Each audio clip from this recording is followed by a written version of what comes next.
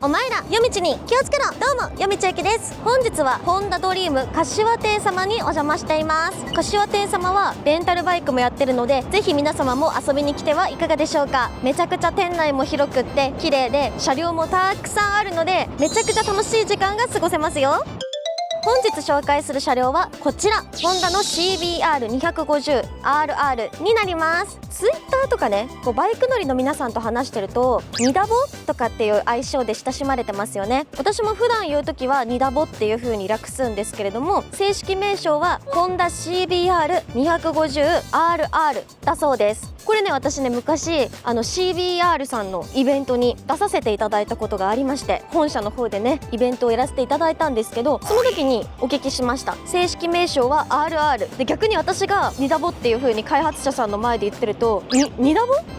て言うんですか、そんな風に呼ばれてるんですねなんていう風に言われたりして、我々の中だとニダボっていう風にちょっと親しみがあるんですけど、正式名称は RR ということです。多分どっちの名前で呼んでもね、すごいね、ホンダさんっていう企業は懐の広い企業様でして、私がホンダ以外のバイクに乗っててもむしろ全然いいですよって。夜道さんはもういろんなバイク、いろんなメーカーのバイクに乗っていろんなメーカーの宣伝をしてください。そのバイクっていうものに夜道さんきっかけで興味を持った人たちは必ずいつかホンダのバイクにたどり着くはずです。そんな風に言うくらいホンダさんっていう企業はすごく心の広い企業なので、どんな愛称で呼ばれててもきっとニダボが愛されている証拠として喜んでいただけるんじゃないかなって私は思ってますけどね。実際はよくわかんないですけれども、勝手な想像でございます。ということで本日はこの CBR250RR を紹介していきます。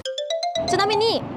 RR ってどういう意味だか皆さん知ってますか？RR って言われるとレーサーレプリカの略かななんて思うんですけれども、実際にはホンダさん公式的には RR の意味っていうのは明確に出していません。 CBR250R っていうバイクがありまして、その R っていうのはもう一つ上の R だから R を一つ足して CBR250RR っていう R が2つついてる、そんな感じらしいんで、要するに6ダボとかいろんな CBR には1000ダボとかいろいろありますけれども、つまり RR っていうのは俺は CBR250RR だ、 R と一緒にすんじゃねえよ、俺は RR だからな、一味も二味も俺は違うんだからなめんじゃねえぞ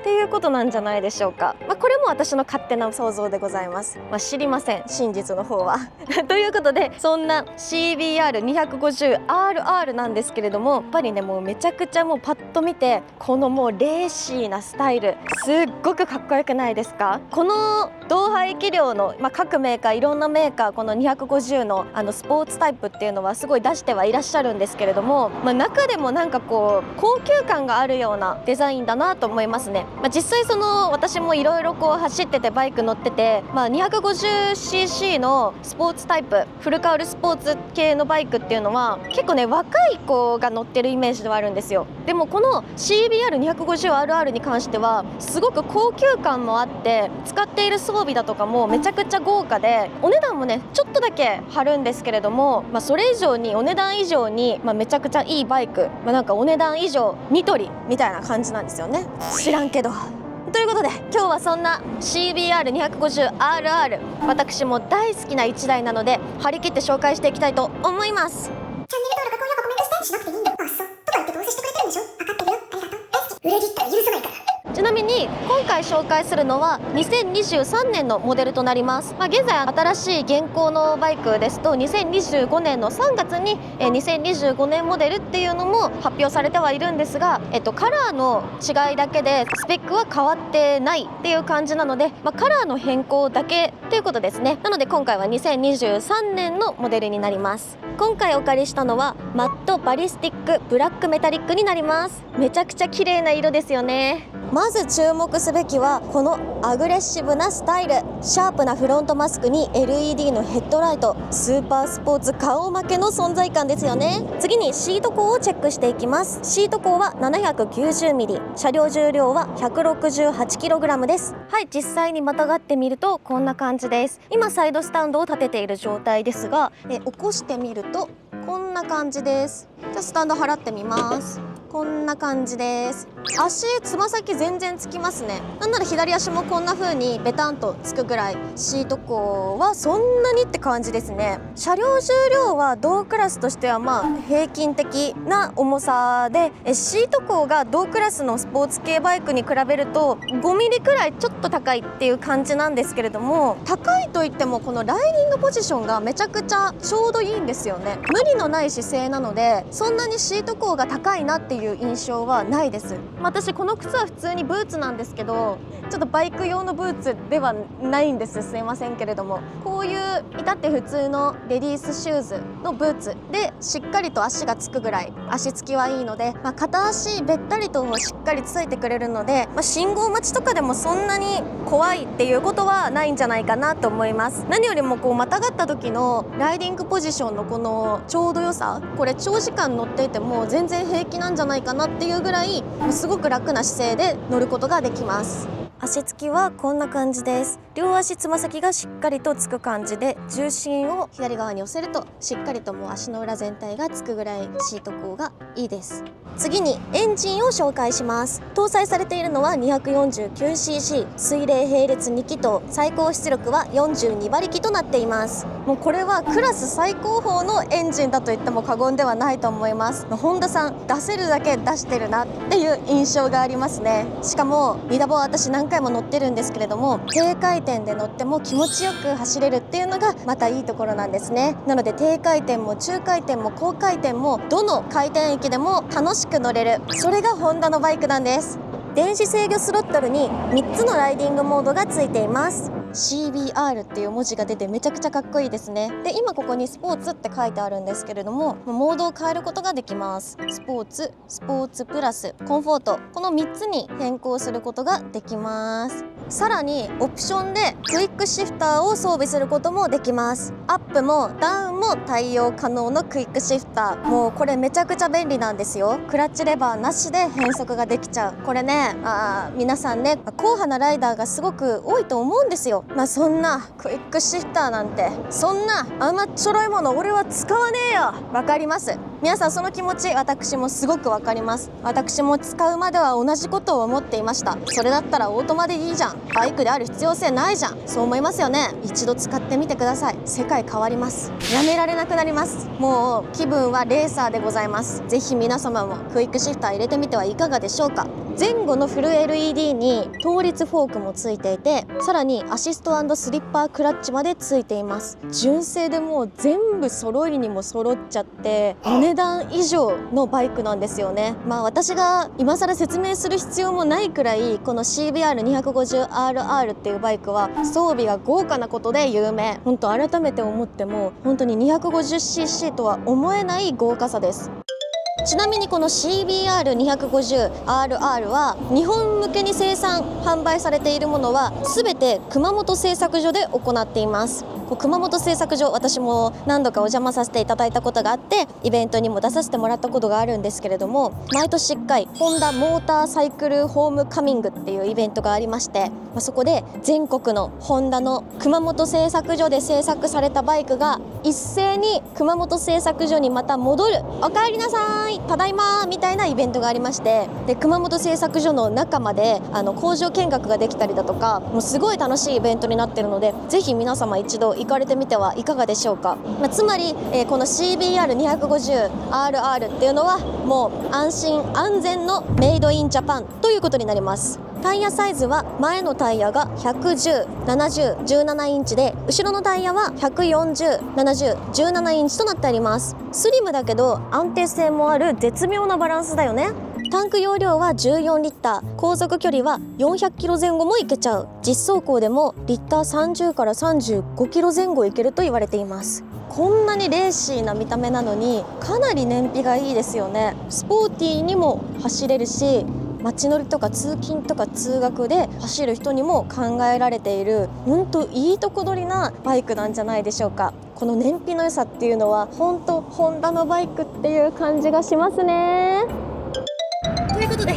行ってまいりたいと思います。気をつけて、任せてください。今日はたくさん走るの？家まで帰ります。バイバイ。待ってるからね。バイバイ。バイバイ。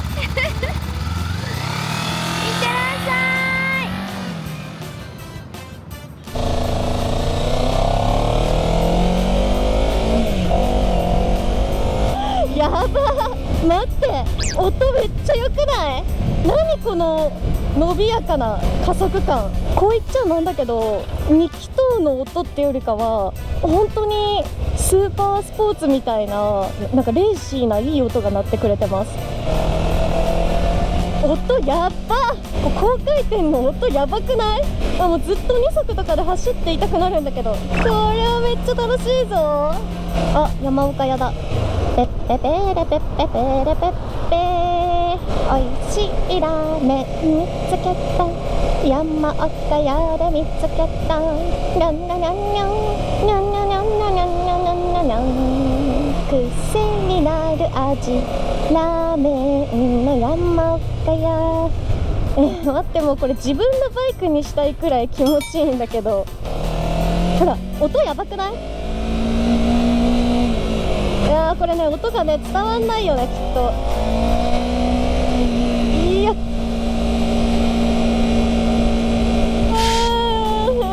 欲しいよ、お願いだから私にこのバイク誰か買っててめえで買えって話。私その昔 CBR の 650F というバイクに乗ってたんですけど、その時4発のバイクでしてね、それもすごい音が良かったんですよね。純正マフラーなんですけど、本当に何かしらのマフラー入れてるだろうってくらい美しい音が、いや、いい、楽しすぎる。なんかもうみんなに見てほしい、今この私のかっこいい姿を。だってさ、スポーツバイク嫌いな人いなくない？かくいう私もネイキッドのバイクが多かったですけど、フルカウルもまあ何台か持ってましたっていうか持ってますけど、やっぱりね、いつまで経っても男の子の夢だと思いませんか？いやー、でもなんか2度も久々に乗ってけど、やっぱいいな、こんなんだったよねってすごい思う。こういう感じだったわ、楽しんだこれが。ホンダのバイク乗っとけば間違いないって言われる理由も、ホンダに一度乗ったらもう二度とホンダの以外のバイクには乗れなくなるっていうのはもうまさにこのことだよね。楽しすぎる。ただいまー、ただいまでーす。おかえりなさい。あ、言葉がなんて素晴らしいものを作ってくれたんだと言葉が出ない。結論、楽しいと乗りやすいは両立する。乗ってく乗ってくがっかりだ。次回に今挙手した人が画面の前でいっぱいいるよ。女の子限定で残念ながらちょっと。すいません、女の子でありがとうございます。ありがとうございます。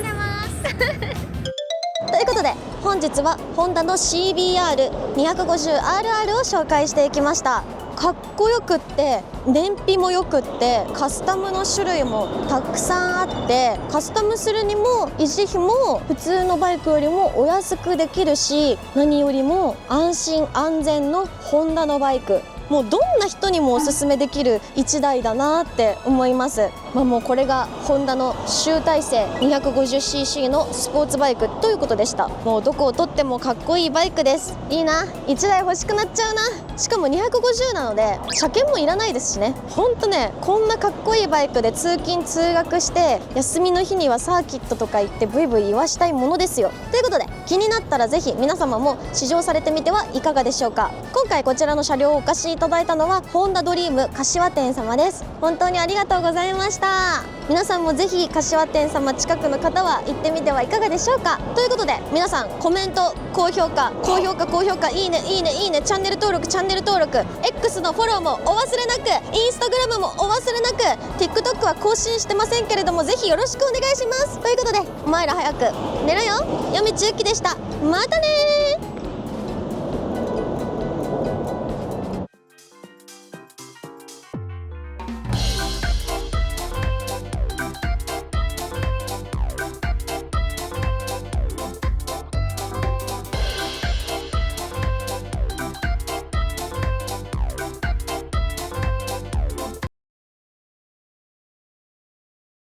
チャンネル登録、高評価、コメントしてしなくていいんだ。